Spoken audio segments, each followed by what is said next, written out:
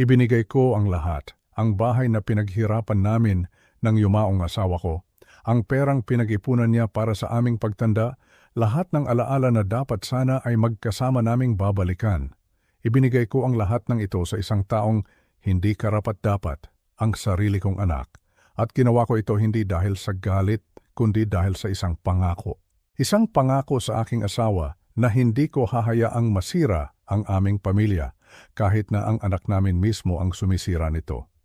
Ang desisyon na iyon, ang pagpirma sa mga papeles na iyon, ang nagdala sa akin sa pinakamadilim na kabanata ng buhay ko. Akala ko, iyon na ang katapusan. Pero nagkakamali ako. Iyon pala ay simula pa lamang ng isang laban na hindi ko inaasahan. Lahat ay nagsimula sa isang pagtangging kasing lamig ng baha na tumangay sa lahat ng aming ari-arian. Nakatayo ako sa harap ng magarang bahay ng anak kong si Paulo. Basang-basa, nanginginig sa ginaw, at may putik sa buong katawan. Wala akong ibang dala kundi ang suot kong damit. Ilang araw pa lang ang nakalipas mula ng salantain ng Bagyong Karding, ang aming munting bahay sa Bulacan. Ang ilog, umapaw ito, at sa isang iglap ang lahat ng pinundar namin ni Teresita, ang aking yumaong asawa, ay naging putik na lamang. Kumatok ako sa pinto, ang pintong gawa sa Nara, na alam kong napakamahal. Nang bumukas ito, nakita ko si Paulo nakasuot ng malinis na damit, at sa likod niya, ang asawa niyang si Isabel, na may pag-aalala sa mukha. Pero ang mga mata ng anak ko, malamig. Walang awa. Walang bakas ng pagmamahal para sa isang ama na nangangailangan ng tulong. "Tay, anong ginagawa niyo dito?" tanong niya. Ang boses niya ay parang hindi sa anak ko. "Paulo, anak," hirap kong sabi, "wala na ang bahay. Nandito ako para humingi ng tulong. Kahit ilang araw lang, kahit sa garahe lang ninyo ako matulog." Tumingin siya sa akin mula ulo hanggang paa na para bang isa akong pulubi sa kalye. At pagkatapos, binitawan niya ang mga salitang dumurog sa puso ko. Mga salitang hinding-hindi ko makakalimutan. "Tay Hor," sabi niya, at ang bawat salita ay parang patalim. 67 na po kayo. Panahon na para matuto kayong ayusin ang sarili ninyong problema. Walang utang na loob. Iyon ang salitang umalingaw-ngaw sa isip ko. Matapos ang lahat ng sakripisyo ko para sa kanya. Ang pagtatrabaho ko ng 37 taon para lang mapag-aral siya, para mabigyan siya ng magandang buhay. Ito ang isusukli niya sa akin. Itataboy niya ang sarili niyang ama sa oras na pinakakailangan ko siya, para akong basang sisiw na itinapon sa labas ng bahay na ako mismo ang tumulong magpatayo. Isinara niya ang pinto doon sa labas ng bahay niya habang tumutulo ang luha at ulan sa aking mukha. Doon ko naintindihan, ang anak na pinalaki ko, ang anak na minahal ko, ay wala na. Pinalitan na siya ng isang taong gahaman at walang puso. Pero ang kwento ay hindi nagtatapos diyan. Ang pagtanggi niyang iyon, ang kawalan niya ng utang na loob, ay nagbukas ng isang pinto na hindi ko inaasahan. Isang pinto patungo sa katotohanan. Isang katotohanan na mas masakit pa sa pagkawala ng aming bahay. Dahil habang ako ay naghihirap, nagtatrabaho bilang isang tagalinis sa gabi para lang may makain, hindi ko alam na mayroon pa siyang mas malaking itinatago. Isang sikreto na nagkakahalaga ng milyon-milyon. Isang sikreto na handa niyang ipapatay ang sarili niyang ama para lang maprotektahan. Akala niya, mahina na ako. Akala niya, kaya na niya akong tapak-tapakan, pero nagkamali siya. Dahil hindi ito kwento ng paghihiganti. Hindi. Ito ay kwento ng pagkamit ng katarungan, ang katarungan para sa akin at para sa alaala ng aking asawa. Malalaman niya na ang isang ama, gaano man katanda, gaano man kahirap, ay lalaban kapag ang dangal at ang alaala ng kanyang minamahal ang nakataya. At ang ginawa niya, iyon ay simula pa lamang. Bago tayo magpatuloy sa kwentong ito, nais ko sanang mag-subscribe ka sa channel na ito para hindi mo makaligtaan ang mga susunod na kabanata. Pindutin mo na rin ang like button. At kung maaari, i-comment mo naman sa ibaba kung saang lungsod o probinsya ka nanonood ngayon. Gusto kong makilala ang bawat isa sa inyo na nakikinig sa aking kwento. Salamat. At ngayon, ituloy na natin. Ang gabi ay malalim na at ang hangin ay may dalang ginaw na tila tumatagos hanggang sa mga buto. Para kay Mang Cardo, ang ginaw na ito ay hindi lamang galing sa panahon, kundi galing din sa kanyang puso na puno ng pangamba. Sa edad na 70, hindi niya inakalang maghahanap pa siya ng trabaho. Ang kanyang mga tuhod ay medyo sumasakit na kapag malamig, at ang kanyang paningin ay hindi na kasing linaw ng dati. Pero kailangan niyang mabuhay. Kailangan niyang patunayan na kaya pa niyang tumayo sa sarili niyang mga paa. Kahit na ang sarili niyang dugo ay tinalikuran na siya, naglakad siya sa kahabaan ng Rizal Avenue, bit-bit ang isang lumang bag na naglalaman ng kanyang ilang pirasong damit at mga mahahalagang papeles. Ang bawat hakbang ay mabigat. Ang bawat sulyap sa mga tindahan at establishmento ay may halong pag-asa at takot. Takot na baka tanggihan siya dahil sa kanyang edad. Takot na baka sabihin nilang wala na siyang silbi. Sa wakas, huminto siya sa tapat ng isang malaking medical complex. Ang gusali ay luma na pero matibay, parang siya. Nakita niya ang isang karatula na naghahanap ng maintenance staff para sa night shift. Humugot siya ng malalim na hininga. Inayos niya ang kwelyo ng kanyang kupas na polo at pumasok. Ang interview ay mabilis at walang paligoy-ligoy. Ang supervisor, isang masungit na babae na marahil ay nasa 40 anyos, ay tiningnan siya mula ulo hanggang paa. "Kaya niyo pa ba, Tatang?" Tanong nito habang ngumunguya ng bubblegum. "Mabigat ang trabaho dito. Mop, walis, linis ng banyo, walang upo-upo." Tumango si Mang Cardo, pilit na pinapatatag ang boses. "Kaya ko po, ma'am. Sanay po ako sa trabaho. Masipag po ako. Hindi po ako magiging sakit ng ulo." Dahil siguro sa awa o dahil wala talagang gustong kumuha ng night shift sa mababang pasahod, tinanggap siya. Ang sweldo ay ang minimum na sahod sa Maynila, sapat lang para sa pagkain at maliit na upa. Pero para kay Mang Cardo, ito ay parang ginto. Ito ang kanyang tiket para mabuhay ng marangal. Pagkatapos makuha ang trabaho, ang sunod na hamon ay ang matitirhan. Hindi sapat ang kanyang pera para sa isang maayos na apartment. Nagtanong-tanong siya sa mga eskinita sa likod ng medical complex. Itinuro siya ng isang tindera ng yosi sa isang lumang bahay na may laundry shop sa ibaba. Ang kwarto ay nasa itaas, maliit, masikip. Kung hihiga siya, halos abot kamay na niya ang kabilang pader. Ang amoy ng sabon at fabric conditioner mula sa laundry shop sa ibaba ay umaakyat sa kwarto, humahalo sa amoy ng lumang kahoy. Ang upa ay 3,000 piso kada buwan. Mahal para sa liit nito pero wala siyang choice. Kinuha niya ito. Sa unang gabi niya sa trabaho, naramdaman ni Mang Cardo ang bigat ng realidad. Ang kanyang mga kamay na dati ay pumipirma lang ng mga tseke at humahawak ng dyaryo, ngayon ay piga ng maruming mop. Ang likod niya ay humahapdi sa kakayuko para linisin ang mga mantsa sa sahig ng ospital, ang amoy ng gamot at alkohol ay nakakahilo pero hindi siya huminto. Bawat kuskus ng mop, iniisip niya ang kanyang yumaong asawa. "Patawarin mo ako, mahal," bulong niya sa sarili habang naglilinis ng pasilyo. "Patawarin mo ako kung nagkaganito ang buhay ko." 4:00 ng madaling araw nang matapos ang kanyang shift. Pagod na pagod si Mang Cardo. Ang kanyang mga binti ay nanginginig sa pagod. Naupo siya sa isang bench sa labas ng building, hinihintay na sumikat ang araw bago umuwi sa kanyang maliit na kwarto. Habang nakatulala sa kawalan, isang malaking truck ang huminto sa tapat niya. Bumaba ang bintana nito at sumungaw ang isang lalaking may katandaan na rin, may bigote at nakangiti. "Pare, mukhang pasan mo ang daigdig ha," pati ng lalaki. Ang boses nito ay malakas pero mainit sa pandinig. Napatingin si Mang Cardo. Napagod lang sa trabaho. Unang gabi ko kasi." "Ganun ba? Saan ka ba umuuwi? Sabay ka na. Papunta ako sa palengke para mag-deliver. Baka madadaanan natin," alok ng lalaki. Nag-atubili si Mang Cardo. Sa panahon ngayon, mahirap magtiwala. Pero may kung anong sinseridad sa mata ng driver.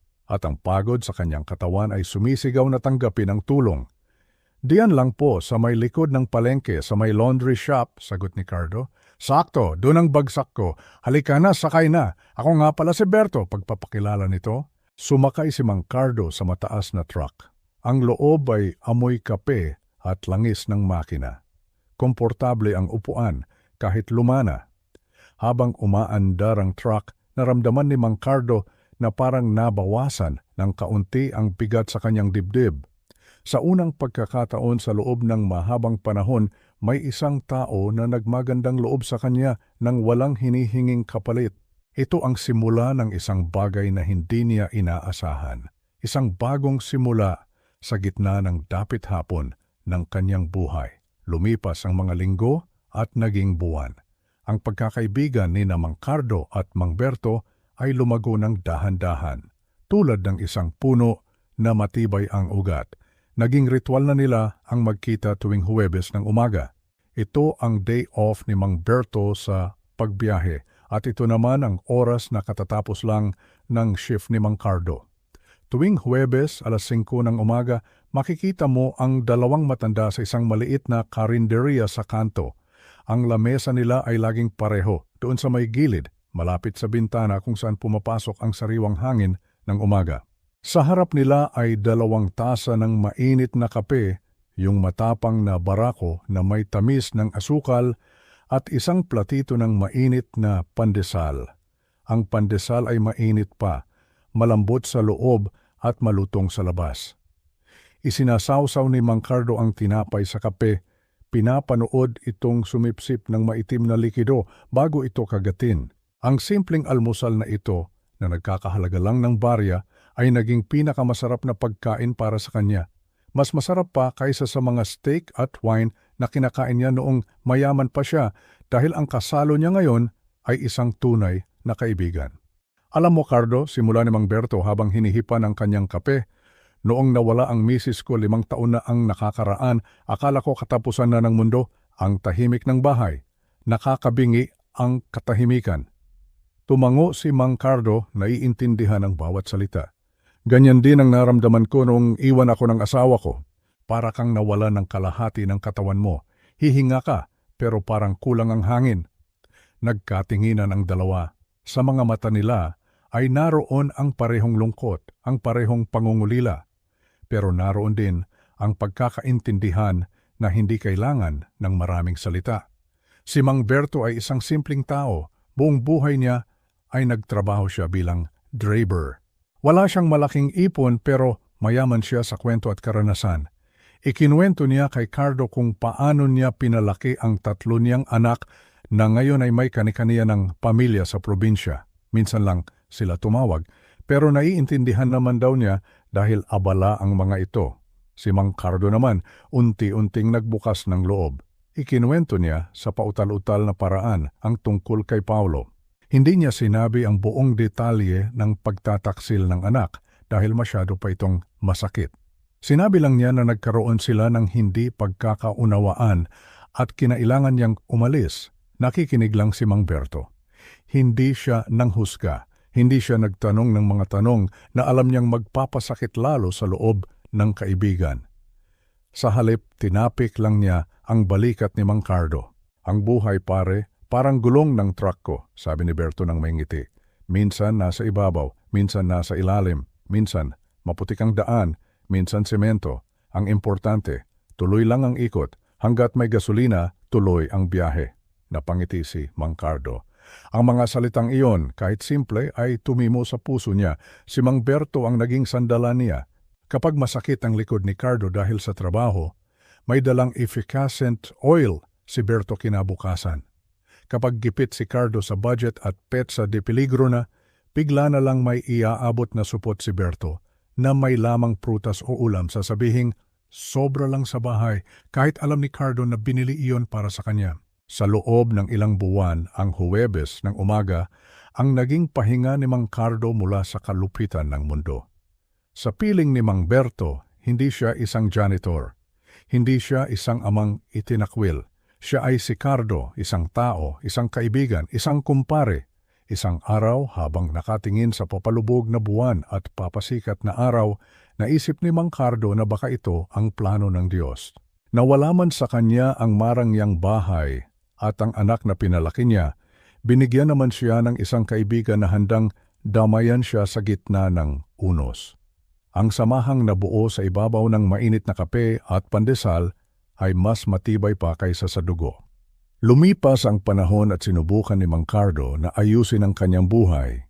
Kahit na nagpapasalamat siya sa trabaho niya bilang janitor, alam niyang kaya pa niyang gumawa ng mas higit pa.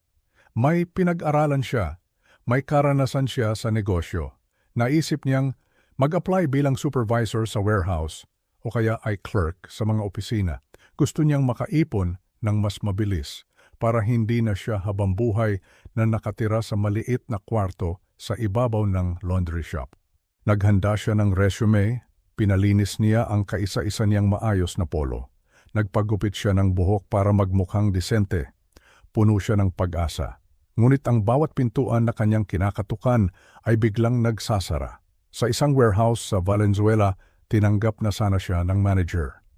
Magaling ang sagot niya sa interview, pero kinabukasan, tumawag ang manager at binawi ang alok. "Pasensya na tatang," sabi ng manager sa telepono, "medyo malamig ang boses. May nakuha kaming impormasyon na may record ka daw ng pagnanakaw sa dati mong kumpanya at sabi rin ng iba, mahilig ka daw uminom. Hindi kami pwedeng kumuha ng ganoong tao." Nanigas si Mang Cardo. Pagnanakaw? Alak? Kailanman ay hindi siya kumuha ng 5 duling na hindi sa kanya at lalong hindi siya lasenggo. Hindi lang iyon ang nangyari. Sa sumunod na inaplayan niya bilang timekeeper sa isang construction site, ganun din ang nangyari. Tanggap na, tapos biglang babawiin. Ang dahilan, bad record daw at hindi mapagkakatiwalaan. Nagtataka si Mang Cardo. Sino ang nagkakalat ng ganitong mga kasinungalingan?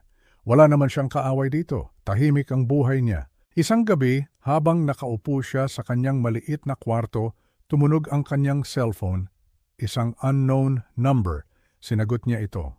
"Hello?" Pungad ni Mang Cardo. "Kamusta na ang buhay pulubi pa?" Ang boses, ang pamilyar at malamig na boses na iyon, si Paulo. Kumabog ng malakas ang dibdib ni Mang Cardo, parang may bumara sa lalamunan niya. "Paulo, anak, huwag mo akong maanak-anak," sagot ni Paulo puno ng pangungutya. "Tumawag lang ako para kumustahin kung natanggap ka ba sa mga inaplayan mo. Balita ko, naghahanap ka ng mas magandang trabaho?" Biglang luminaw ang lahat kay Mang Cardo. Ang mga pagtanggi, ang mga tsismis, ang mga kasinungalingan. "Ikaw," nanginginig ang boses ni Mang Cardo, "ikaw ang may gawa?" Tumawa si Paulo. Isang tawa na walang halong saya, kundi purong kasamaan. "Siyempre naman, akala mo ba hahayaan kitang makabangon? Kailangan mong matuto pa. Kailangan mong maramdaman kung gaano kahirap ang buhay kapag wala ka na sa taas." "Bakit mo ito ginagawa, anak?" tanong ni Cardo. Tumulo na ang luha sa kanyang mga mata. "Ibinigay ko naman sa iyo ang lahat. Bakit kailangan mo akong sirain ng ganito? Hindi pa ba sapat na nakuha mo na ang bahay at pera?" "Hindi pa." "Hindi sapat," mariing sagot ni Paulo. "Kailangan mong malaman na wala kang kwenta kung wala ako. Tandaan mo yan, kahit saan ka magpunta, kahit anong applyan mo, sisiguraduhin kong malalaman nila na isa kang manloloko at lasenggo, wala kang kawala." Pinatayan siya ng telepono. Nabitawan ni Mang Cardo ang cellphone. Bumagsak ito sa sahig, pero hindi niya ito pinansin. Nakatulala lang siya sa dingding. Ang sakit ay hindi pisikal, pero parang tinatadtad ang kanyang puso ng pinong-pinong karayom, ang sarili niyang anak. Ang batang pinalaki niya, pinakain, pinag-aral at minahal ng buong puso. Ito ngayon ang taong aktibong sumisira sa kanya. Hindi lang siya pinabayaan. Gusto siyang durugin nito hanggang sa maging alikabok na lang siya. Napasandal si Mang Cardo sa pader. Niyakap niya ang kanyang mga tuhod. Sa gabing iyon, sa gitna ng amoy ng sabon at lumang kahoy, naramdaman ni Mang Cardo ang pinakamalalim na uri ng pag-iisa. Ang uri ng pag-iisa kung saan alam mong may pamilya ka pa, pero sila mismo ang iyong kaaway. Ang leksyon na sinasabi ni Paulo ay hindi pagtuturo, kundi pagpapahirap. At hindi alam ni Mang Cardo kung hanggang kailan niya ito matitiis. Huwebes ng umaga, dapat ay masaya ang araw na ito. Dapat ay magkakape at magpapandesal na naman sila ni Mang Berto. Pero nang dumating si Berto sa karinderya, alam agad ni Mang Cardo na may mali. Maputla si Berto. Ang karaniwang masayahing driver ay parang nakakita ng multo. Nanginginig ang mga kamay nito habang hawak ang susi ng kanyang truck. Hindi siya umorder ng kape. Agad siyang lumapit kay Mang Cardo at hinawakan ang braso nito ng mahigpit. "Cardo," bulong ni Berto, ang boses ay garalgal. "Cardo, kailangan nating umalis dito, delikado." "Berto, anong nangyayari? Bakit ka nanginginig?" Nag-aalalang tanong ni Cardo. Hinipon niya ang noo ng kaibigan, baka nilalagnat, pero malamig ang pawis nito. "Makinig ka sa akin," sabi ni Berto, palingalinga sa paligid na parang may inaasahang susugod sa kanila.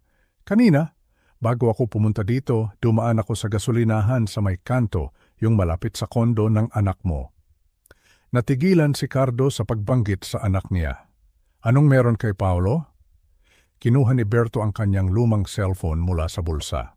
Nanginginig pa rin ang mga daliri niya habang pinipindot ang screen. "Nakita ko siya, si Paolo. May kausap na 2 lalaki sa likod ng parking lot. Mga mukhang goons, Cardo. Mukhang mga tirador. Kinabahan ako kaya nagtago ako sa likod ng drum at nirecord ko sila." Inilapit ni Berto ang cellphone sa tenga ni Mang Cardo at pinindot ang play. Ang audio ay medyo magaslaw at maingay dahil sa hangin pero malinaw ang boses. Boses yon ni Paulo. "Siguraduhin niyo lang na malinis ang trabaho," sabi ng boses ni Paulo sa recording. "Ayokong may makikitang ebidensya na konektado sa akin." "Madali lang yan, boss," sagot ng isang lalaking may malalim na boses. "Ang matanda, madaling iligpit. Pwedeng palabasin na aksidente o hold up." "Isama niyo na rin yung driver ng truck na laging kasama niya," dagdag ni Paulo. Nasilakbo ang dugo ni Mang Cardo nang marinig ito. Yung Berto, masyadong pakialamero. Baka may alam na siya. "Iligpit niyo silang dalawa para wala nang sisingaw." "Kopyado, boss. Ngayong gabi ba?" "Oo, ngayong gabi. Tapusin na natin to." Natapos ang recording. Katahimikan. Nanlaki ang mga mata ni Mang Cardo. Parang tumigil ang pagtibok ng puso niya. Tumingin siya kay Berto. Ngayon ay naiintindihan na niya kung bakit ganun na lang ang takot ng kaibigan. "Papatayin nila tayo, Cardo," garalgal na sabi ni Berto. "Papatayin ka ng sarili mong anak at damay ako." Hindi makagalaw si Mang Cardo. Ang sakit na naramdaman niya noong tinawagan siya ni Paulo ay walang-wala kumpara sa nararamdaman niya ngayon. Ito ay hindi na lang basta pagpapahirap. Ito ay kamatayan. Ang anak niya, ang laman at dugo niya ay nagbayad ng tao para kitilin ang buhay niya. At dahil sa kanya, pati ang inosenteng kaibigan niya na walang ibang ginawa kundi tumulong ay nasa bingit na rin ng kamatayan. "Berto," bulong ni Cardo, tumutulo ang luha. "Patawarin mo ako. Nadamay ka pa." "Wag na tayong magdramahan ngayon, pare," sabi ni Berto, pilit na pinapatapang ang loob kahit takot na takot. "Kailangan nating magtago, kailangan nating tumakas. Ngayong gabi raw kikilos ang mga yon. Hindi tayo pwedeng umuwi sa atin." Sa sandaling iyon, nagbago ang mundo ni Mang Cardo. Ang dating mapayapang umaga ay naging isang bangungot. Ang amoy ng kape ay nawalan ng saysay. Ang ingay ng palengke ay naging parang babala. Napagtanto ni Mang Cardo na ang laban na ito ay hindi na lang tungkol sa dignidad o pera. Ito ay laban na para sa kanilang buhay. Ang sikretong itinatago ni Paulo ay sigurado siyang napakalaki at napakadumi, kaya't handa itong pumatay ng sariling ama para manatili itong nakabaon. Tumayo si Mang Cardo. Pinunasan niya ang kanyang luha. Sa kabila ng takot, may naramdaman siyang galit na sumiklab sa kanyang dibdib. Hindi siya papayag na mamatay na lang ng ganun. Hindi siya papayag na madamay si Berto. "Tara na, Berto," matatag na sabi ni Cardo, kahit nanginginig ang tuhod. "Umalis na tayo dito bago pa mahuli ang lahat." At sa ilalim ng sikat ng araw sa Maynila, mabilis na naglaho ang 2 matanda, bitbit ang bigat ng isang katotohanang mas masahol pa sa kamatayan. Ang recording na iyon, ang malamig na boses ng sarili kong anak na nagpaplanong ipapatay ako, ay paulit-ulit na tumatakbo sa isip ko. Hindi na ako makatulog. Bawat tunog sa labas ng aking kwarto ay nagpapakaba sa akin. Bawat anino sa dilim ay tila isang banta. Pero sa gitna ng takot may isang bagay na mas nangingibabaw. Ang tanong na, bakit? Anong sikreto ang itinatago niya na mas mahalaga pa kaysa sa buhay ng sarili niyang ama? Alam namin ni Berto na ang sagot sa tanong na iyon ang magiging susi sa lahat. Iyon ang magbibigay sa amin ng lakas para lumaban. Iyon ang magiging sandata namin laban sa isang kalaban na mayaman, makapangyarihan at walang kaluluwa. Kaya naman, kinagabihan, ginawa namin ang isang bagay na mapanganib, isang bagay na hindi ko inakalang gagawin ko sa buong buhay ko. Nagpasya kaming sundan si Paulo, dala ang truck ni Berto, pumarada kami sa isang madilim na eskinita malapit sa subdivision kung saan nakatira ang anak ko. Naghintay kami. Ilang oras ng katahimikan na binabasag lang ng tibok ng aming mga puso. Ang sabi ni Berto, kailangan naming maging maingat. Kailangan naming malaman kung saan siya pupunta, kung sino ang kanyang kakausapin. Dahil ang bawat galaw niya ngayon ay maaaring magbigay sa amin ng kasagutan. Eksaktong alas 7:15 ng gabi, bumukas ang ilaw sa garahe ng bahay ni Paulo. Lumabas siya, bitbit ang isang leather na briefcase. Kahit sa dilim, kitang-kita ko ang tensyon sa kanyang mga balikat. Ang mga galaw niya ay mabilis at hindi mapakali. Lumingon siya sa kaliwa tapos sa kanan, na para bang may tinitiyak na walang nakamasid sa kanya. Pagkatapos ay sumakay siya sa kanyang mamahaling Mercedes at mabilis itong pinatakbo. Ayan na siya, pulong ni Berto, at pinaandar na niya ang makina ng truck. Tingnan natin kung saan ang punta ng ating mabait na anak. Sinundan namin siya, maingat na nagpapanatili ng distansya para hindi kami mapansin. Ang dami ng sasakyan sa kalsada ng gabing iyon ay naging pabor sa amin. Si Berto, sanay na sanay sa pagmamaneho. Ang kanyang mga kamay ay kalmado sa manibela, kabaliktaran ng aking nanginginig na mga tuhod. Una, nagtungo si Paulo sa downtown sa isang mataas na gusali kung saan naroon ang opisina ng isang kilalang law firm, Henderson and Associates. Nakikita ko ang pangalan nila sa mga billboard, mga abogado. Hindi magandang senyales. Naghintay kami sa isang parking lot sa di kalayuan. Pagkalipas ng halos 45 minuto, lumabas si Paulo.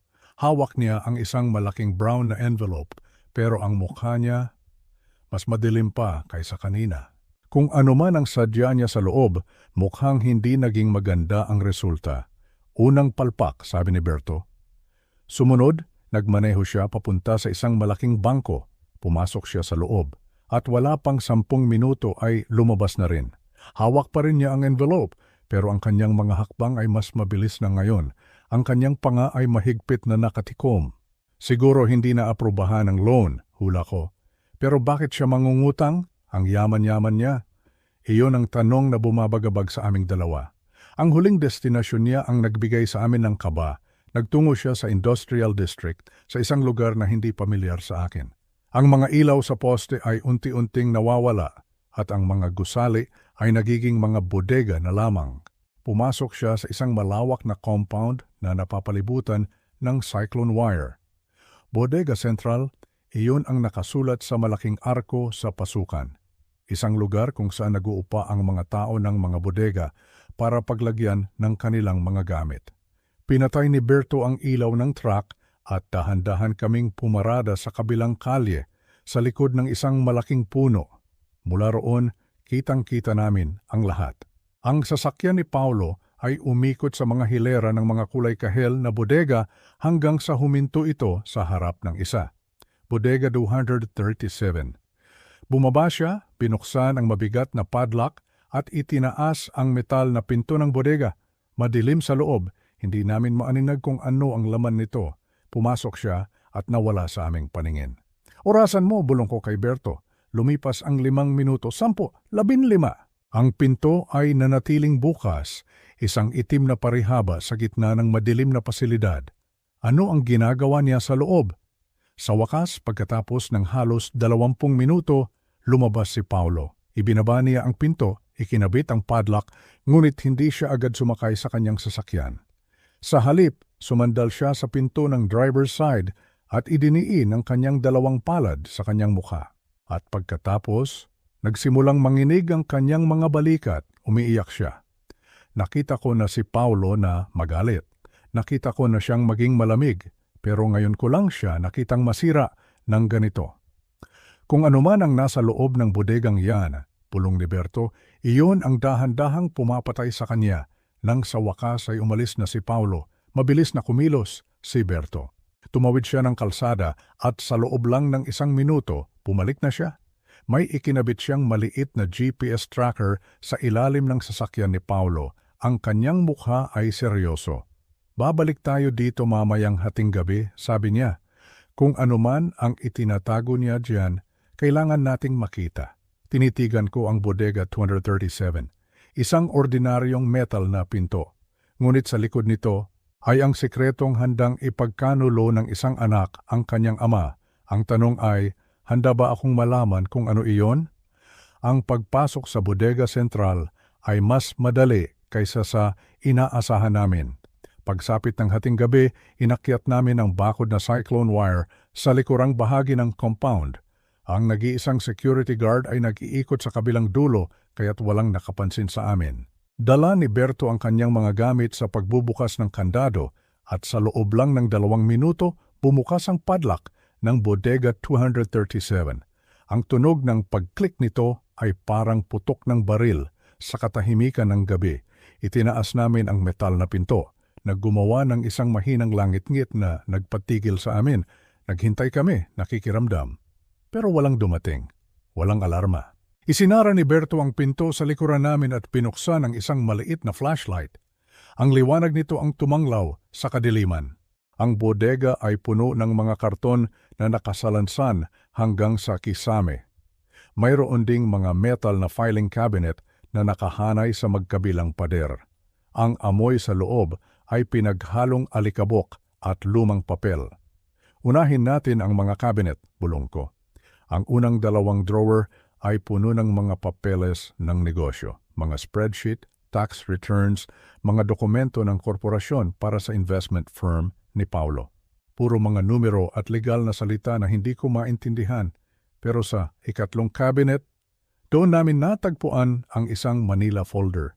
Maingat na nakasulat sa labas ang mga salitang Estate Files, Teresita Reyes, Deceased. Ang mga ari-arian ni Tessie. Nanginginig ang kamay ko habang binubuksan ang folder. Ang unang dokumento ay isang bank statement. Mula sa isang malaking bangko, 8 taon na ang nakalipas.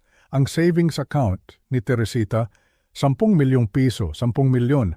Halos hindi ako makahinga. Ang sunod ay isang life insurance policy, 15 milyong piso. Ang mga benepisyaryo, Ricardo Reyes at Paulo Reyes, magkasama kami. Sunod ay ang appraisal ng aming bahay sa Sitio Sampaguita, 5 milyong piso at ang huli, isang investment portfolio, 3 milyong piso. Pinagsama-sama ko ang mga numero sa aking isip, paulit-ulit, umaasang nagkamali ako. 10 milyon, 15 milyon, 5 milyon, 3 milyon, 33 milyong piso. Iyon ang kabuuang halaga ng lahat ng pinaghirapan namin ni Teresita. Ang lahat ang iniwan niya para sa aming dalawa, para sa akin at para sa anak namin. Cardo, mahinang sabi ni Berto, habang hawak ang isang-isa pang dokumento. Tingnan mo to. Ibinigay niya sa akin ang papel, isang dokumentong notaryado, ang titulo Waiver of Inheritance Rights. Isang kasulatan ng pagtalikod sa karapatan sa mana. At sa ilalim, naroon ang isang pirma, ang pirma na dapat ay sa akin. Kamukhang-kamukha ng sulat kamay ko, ang pagkakatagilid, ang mga kurba. Pero alam ko sa kaibuturan ng aking puso, hindi ako kailanman pumirma sa ganitong dokumento. Paano nangyari ito? Sa ilalim nito, meron pang isang papel. Isang printout ng isang email, ang subject line, Funeral Authorization. Ipinadala ito sa akin ni Paulo isang araw pagkatapos mamatay ni Teresita. Naaalala ko pa. Nasa ibang bansa ako noon, inaalagaan ng aking ina na nag-aagaw buhay. Gulong-gulo ang isip ko. Lungkot sa pagkamatay ng asawa, pag-aalala para sa ina. Ang sabi sa email ni Paulo, kailangan ko lang daw pirmahan ang naka-attach na dokumento para maasikaso na niya ang burol ni Tessie. Nagtiwala ako buong buo. pinirmahan ko ang dokumento at ipinadala pabalik nang hindi na gaanong binabasa. Isang pagkakamali, isang napakalaking pagkakamali. Dahil ang pinirmahan ko pala ay hindi para sa burol. Ito ay isang legal na dokumento na nagsasabing isinusuko ko ang lahat ng aking karapatan sa mana mula kay Teresita, ang anak ko. Nilinlang niya ako. Sa pinakailalim ng folder may isang sobre na may pangalan ko. Sulat kamay ni Teresita. Binuksan ko ito. Sa loob, isang liham. Ricardo, mahal ko, simula ng sulat. Iniiwan ko ang lahat sa inyo ni Paulo, ang bahay, ang insurance, lahat ng pinaghirapan natin. Aalagaan ka ni Paulo, naging napakabuting anak niya mula pa sa simula. Mahal na mahal ko kayong dalawa. Mag-iingat ka palagi. Nagmamahal, Teresita. Naging malabo ang paningin ko dahil sa mga luhang namumuo sa aking mga mata. Naalala ko ang isang araw, 20 taon na ang nakalipas. Tinuturuan ko ang 12 anyos na si Paulo kung paano magliha ng isang upuan. Ang maliliit niyang kamay na hawak ang liha, ang seryoso niyang mukha habang nagtatrabaho. Tama po ba ito, Tay? Tanong niya noon. Ang sagot ko, perpekto. Anak, balang araw, mas magiging magaling ka pa sa akin. Nang hina ang mga tuhod ko, nasapo ako ni Berto. Niwala ang asawa ko sa kanya, bulong ko, ang boses ko ay basag. Pinagkatiwalaan niya ang anak namin at ninakawan kami ni Paulo, pareho. Ang matematika ay simple at brutal. Namatay si Teresita 8 taon na ang nakalipas. Pero ngayon ko lang nalaman na matagal ko na palang nawala si Paulo. Nawala siya hindi sa sakit, kundi sa isang bagay na mas malala pa, ang kasakiman. Kinuhanan ni Berto ng litrato ang bawat dokumento gamit ang kanyang telepono. Paglabas namin sa bodega 237, nagsisimula ng mamula ang kalangitan sa silangan. Ang gabi ng kadiliman ay papalitan na ng umaga ng katotohanan. At alam ko na ang kailangan kong gawin, ang pagkaalam sa katotohanan, ay parang isang mabigat na bato na biglang ipinatong sa aking dibdib. Ang gulat, ang sakit, ang galit, lahat ay naghahalo-halo sa loob ko, pero habang lumilipas ang mga oras, ang mga emosyong iyon ay dahan-dahang nagiging isang bagay na mas matatag, isang bagay na mas matigas. Determinasyon. Kailangan kong harapin si Paulo. Kailangan kong marinig mula mismo sa kanya kung bakit niya nagawa ang isang bagay na napakalupit. Hindi para sa akin, kundi para kay Teresita. Utang ko sa kanya na malaman ang katotohanan. Nagpatawag ako ng pulong. 10:00 ng umaga sa isang pribadong silid sa isang lumang restaurant. Isang lugar na tahimik kung saan maaari kaming mag-usap ng walang nakakarinig. Dumating ako ng maaga, dala ang isang makapal na Manila envelope. Sa loob nito, naroon ang mga kopya ng lahat ng dokumentong nakita namin ni Berto. Ang aking mga kamay, hindi na nanginginig. Ang pagkabigla ng nakaraang gabi ay naging isang matibay na paninindigan. Si Berto ay naghihintay sa parking lot, naka-standby, handang pumasok kung sakaling maging mapanganib ang sitwasyon. Dumating si Paulo, eksakto sa oras. Nakasuot siya ng isang mamahaling navy blue suit. Isang damit na marahil ay mas mahal pa sa isang buwang sahod ko. Ang kanyang mukha ay mayroon pa ring pamilyar na kumpiyansa. Ang itsura ng isang taong iniisip na sa wakas, ang kanyang ama ay lumapit sa kanya para manghingi ng pera. Tay, sabi niya habang umuupo sa tapat ko, mabutit tumawag kayo. Siguro, pwede na tayong magkaroon ng isang maayos na usapan tungkol sa... Pinutol ko ang kanyang sasabihin. Sabihin mo sa akin ang tungkol sa mana mula sa nanay mo, Paulo. Ang ngiti sa kanyang labi ay biglang naglaho, nawala. Ano, ang mana niya? Ang tanging nasabi niya. Oo, ang mana niya. Iniisip ko lang. Sabi mo noon, wala raw talagang natira pagkatapos bayaran ang mga gastusin sa ospital at sa burol. Ang bawat salita ko ay kalmado at may diin. Tinititigan ko siya ng diretso sa kanyang mga mata, hinahanap ang kahit katiting na pagsisisi.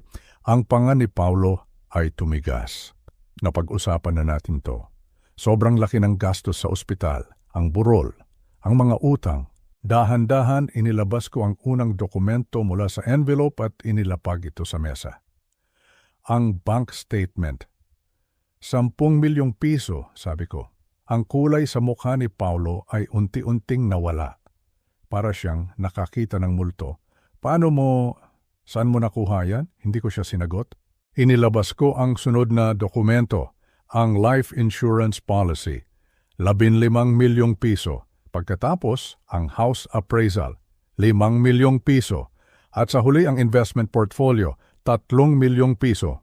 Isa-isa kong inilatag ang mga ito sa mesa na parang mga baraha sa isang laro na alam kong ako na ang mananalo. 33 milyong piso, Paulo, sabi ko ng mahina. Iyon ang iniwan ng nanay mo para sa ating dalawa magkasama.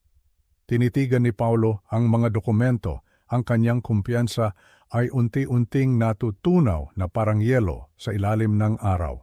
Tay, makinig ka. Inilabas ko ang huling 2 piraso ng ebidensya, ang Peking Waiver of Inheritance. At sa tabi nito, ang sulat kamay ni Teresita. Ang sulat na puno ng pagtitiwala at pagmamahal para sa kanya. Ang sulat na nagsasabing siya ang mag-aalaga sa akin. Pinadalhan mo ako ng email, pagpapatuloy ko, ang boses ko ay nananatiling matatag. 1 araw pagkatapos mamatay ng nanay mo, sabi mo, para lang sa burol. Pero hindi, di ba? Ang mga kamay ni Paulo ay nakakuyom na sa ibabaw ng mesa. Nang sa wakas ay nagsalita siya. Ang kanyang boses ay nagbago, naging depensibo, halos desperado. Hindi nyo naiintindihan, sinasayang nyo lang sana yon. Ginamit ko ang pera para magtayo ng isang bagay. Tay, isang kumpanya, isang kinabukasan. Ano ba ang gagawin nyo doon? Bibili ng bagong pickup? Aayusin ang lumang bahay na yon? Ininvest ko. Mas lumago yun sa kamay ko kaysa sa inyo. Ito pala ang tingin niya sa akin. Isang matandang walang pangarap, walang kakayahang palaguin ang pera. Anak kita, sabi ko, at ang boses ko ay nabasag sa mga salitang iyon. Anak kita, dati. Anong nangyari sa iyo? Ano ang nagtulak sa iyo para maging ganito? Hindi nagalit ang nararamdaman ko, kundi isang malalim na kalungkutan, isang pagluluksa para sa anak na minsan kong nakilala. Ibinuka ni Paulo ang kanyang bibig, pero walang salitang lumabas. Tumayo ako, iniwan ang mga dokumento sa mesa sa pagitan namin. May 48 oras ka, Paulo, ibalik mo lahat.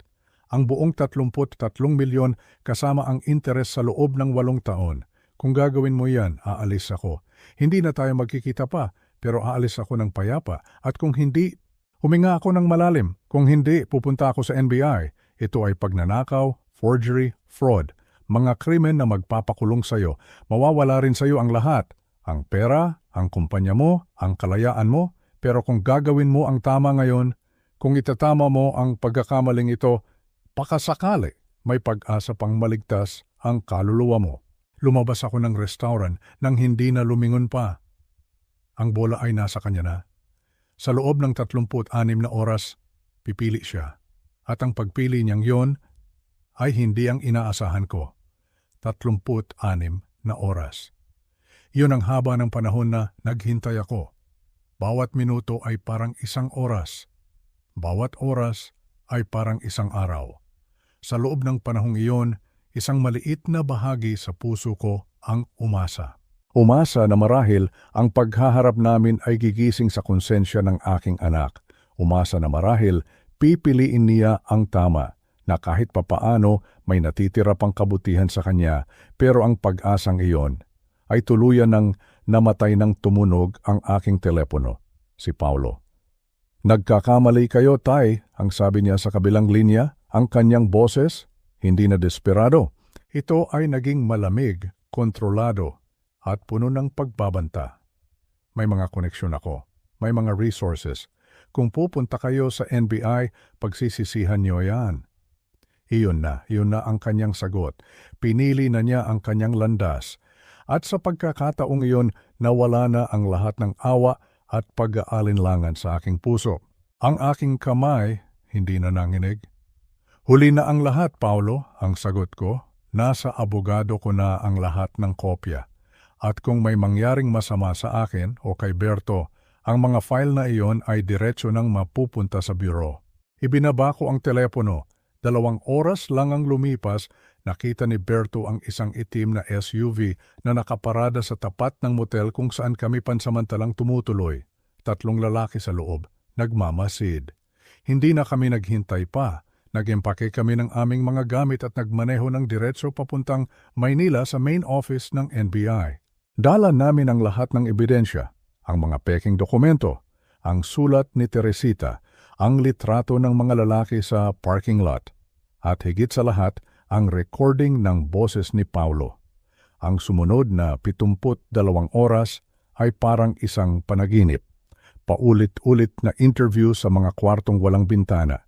Kinuha ng mga ahente ang audio recording ni Berto at sinuri ito sa kanilang crime lab. Sinuri ng mga handwriting expert ang peking pirma sa waiver. 3 sila at iisa lang ang kanilang konklusyon. Hindi ito ang aking pirma. Tinunton nila ang email na ipinadala sa akin ni Paulo 8 taon na ang nakalipas at nakumpirma na ito ay ipinadala mula sa kanyang opisina. Ang ebidensya ay hindi matitinag. Sa 2 araw, kumilos sila.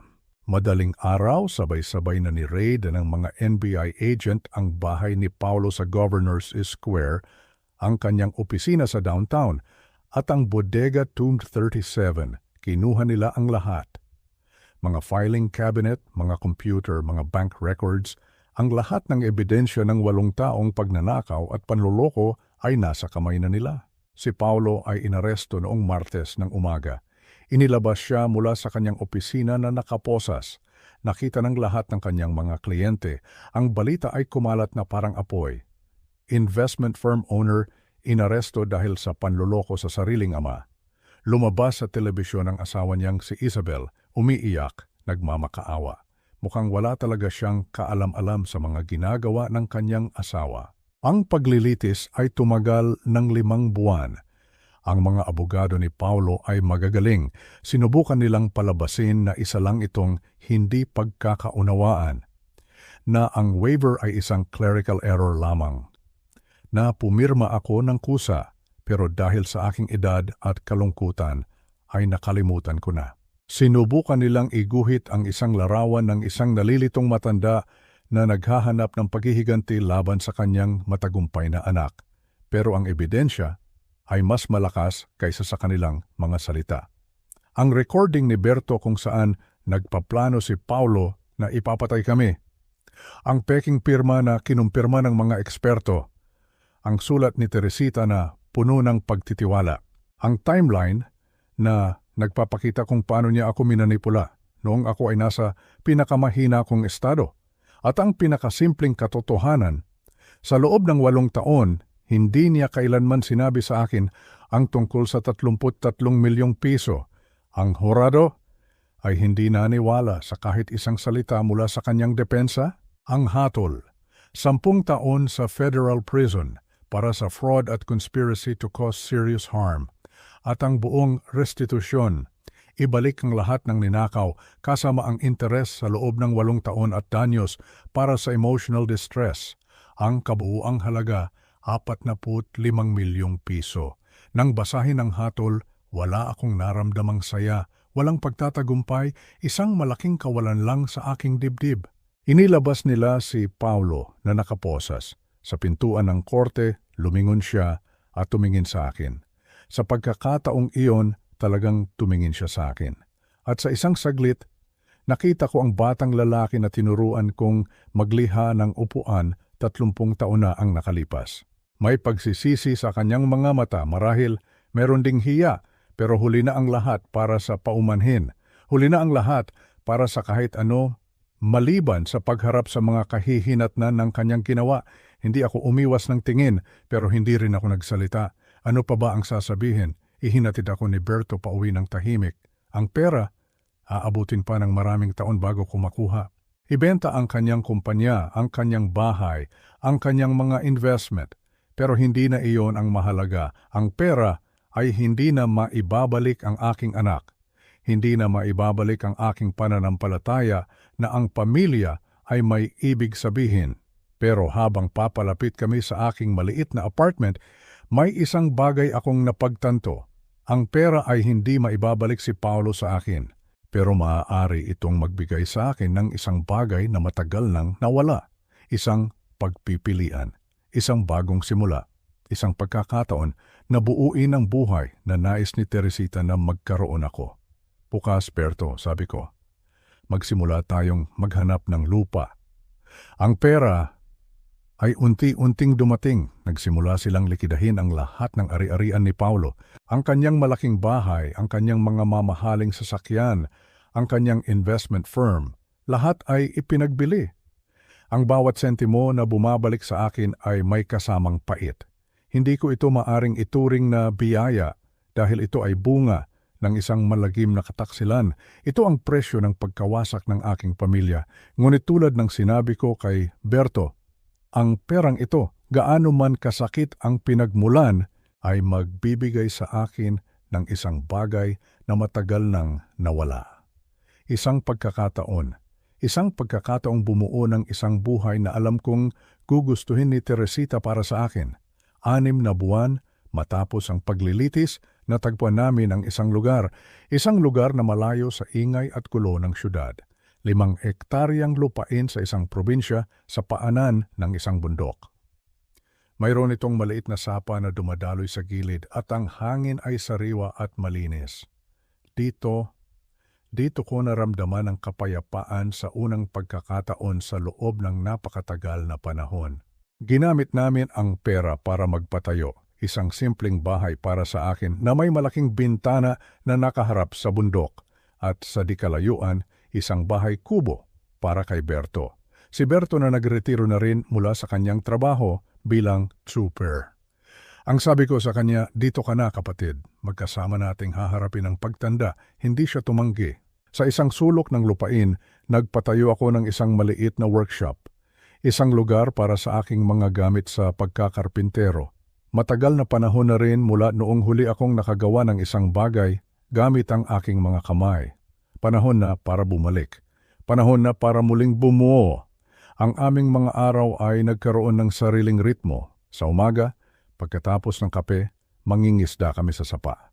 Sa hapon, pareho kaming nasa workshop, gumagawa ng mga upuan, lamesa, at kung ano-ano pa. At sa gabi, uupo kami sa labas sa tabi ng isang maliit na siga, magkwekwentuhan, o minsan tahimik lang na pagmamasdan ang mga bituin.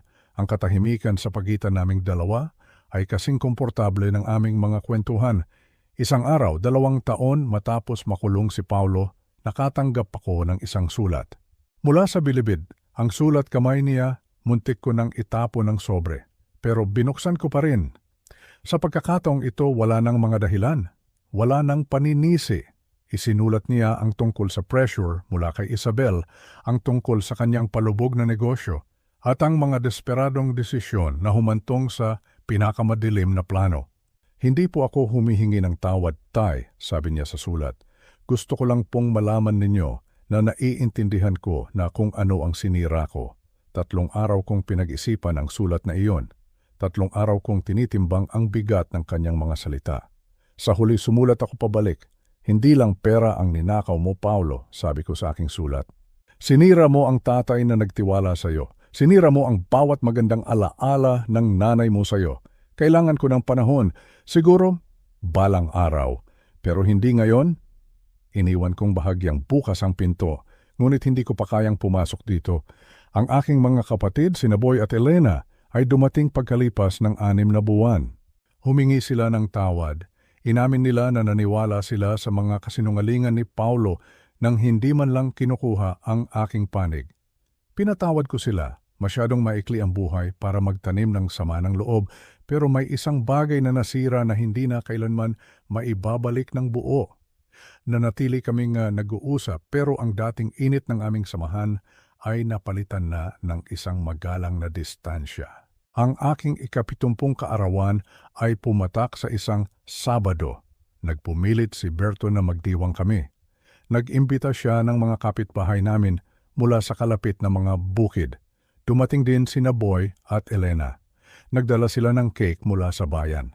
Nagtipon kami sa paligid ng siga habang ang araw ay dahan-dahang lumulubog sa likod ng mga bundok. Pinipinturahan ng kulay ginto ang kalangitan. Itinaas ni Berto ang kanyang baso. Para sa mga bagong simula, sabi niya, at para sa tunay na pamilya. Para sa tahanan, sagot ko, at itinaas din ang aking baso. Nang makaalis na ang lahat, naiwan kaming dalawa ni Berto sa tabi ng sapa. Malamig ang gabi at ang huni ng mga kuliglig ang tanging musika sa aming paligid. Nawala sa akin si Tessie 8 taon na ang nakalipas, sabi ko ng mahina. Nawala sa akin si Paulo 3 taon na ang nakalipas, pero natagpuan ko ang isang bagay na hindi ko alam na kailangan ko. Isang kapatid. Ngumiti si Berto, ang kanyang mukha ay tinatanglawan ng himpapawid na puno ng bituin. Nang mamatay si Betty, akala ko hindi na ako magkakaroon ulit ng pamilya. Akala ko mag-isa na lang akong tatanda sa daan. Tapos, isang araw sinakay ko ang isang pagod na matandang karpintero ng 6:00 ng umaga at nagbago ang lahat. Ang aming tawanan ay dahan-dahang napalitan ng isang komportabling katahimikan. Isang malamig na hangin ang dumampi sa aming mga pisngi. Ang pamilya, hindi pala ito tungkol sa dugo, Cardo, sabi ni Berto sa wakas. Ito ay tungkol sa kung sino ang nananatili sa tabi mo kapag gumuho na ang lahat. Sino ang dumarating, sino ang hindi umaalis. Tumingin ako sa ilaw mula sa bahay kubo na mainit na nagniningning sa gitna ng kadiliman. Tumingin ako sa workshop na magkasama naming binuo. Tumingin ako sa lupain na ngayon ay tinatawag na naming tahanan. Ang pera mula kay Paulo ang bumili ng lahat ng ito. Ngunit ang pagkakaibigan ni Berto ang nagbigay dito ng kahulugan. Oo, sabi ko, ang boses ko ay puno ng pasasalamat. Tungkol ito sa kung sino ang nananatili. Nanatili kami roon hanggang sa ang siga ay maging mga baga na lamang. 2 matandang lalaki na natagpuan ng pamilya sa isang lugar na hindi inaasahan. Hindi sa dugo o sa obligasyon, kundi sa isang simple ngunit napakalalim na gawain, ang pagdating, ang pananatili. At sa wakas, pagkatapos ng lahat ng sakit, pagkatapos ng lahat ng pagsubok, ako ay nakauwi na.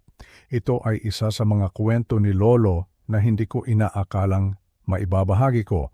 Ngunit ito ay totoo, bawat masakit at nakakagulat na sandali nito. Sa pagbabalik tanaw ko ngayon, nakikita ko kung paano kumilos ang awa ng Diyos kahit sa pinakamadilim kong oras. Nang wala akong wala, nang ang sarili kong anak ay tinalikuran ako, nagpadala ang Diyos ng isang estranghero sa isang truck ng delivery na naging kapatid na hindi ko alam na kailangan ko. Hindi iyon nagkataon lang, iyon ay biyaya. Huwag sana ninyong tularan ang aking pagkakamali. Huwag pipirma ng dokumento nang hindi ito binabasa ng mabuti kahit pa ito ay galing sa sarili ninyong pamilya. Huwag isipin na ang dugo ay garantiya ng katapatan. Natutunan ko ang aral na iyan sa pinakamasakit na paraan. Ang kwentong ito ay nagturo sa akin na ang pamilya ay hindi nasusukat sa DNA o apelido. Ito ay nasusukat sa kung sino ang dumarating kapag ang mundo mo ay gumuho. Kung sino ang naghahatid sa iyo pauwi ng 6:00 ng umaga. Kung sino ang handang isugal ang lahat para tulungan kang hanapin ang katotohanan. Hindi laging ibinibigay ng Diyos ang pamilyang ating sinilangan, ngunit lagi niyang ibinibigay ang pamilyang ating kailangan. Nawalan ako ng isang anak dahil sa kasakiman, ngunit nagkaroon ako ng isang kapatid dahil sa kabutihan. Sa lahat ng ito naman, swerte lang yung kamay ng Diyos ang gumagabay sa akin patungo sa isang bagay na hindi ko alam na hinahanap ko pala, tahanan. Salamat sa Diyos para sa mga pangalawang pagkakataon. Salamat sa Diyos para sa pamilyang pinili at salamat sa iyo sa pakikinig.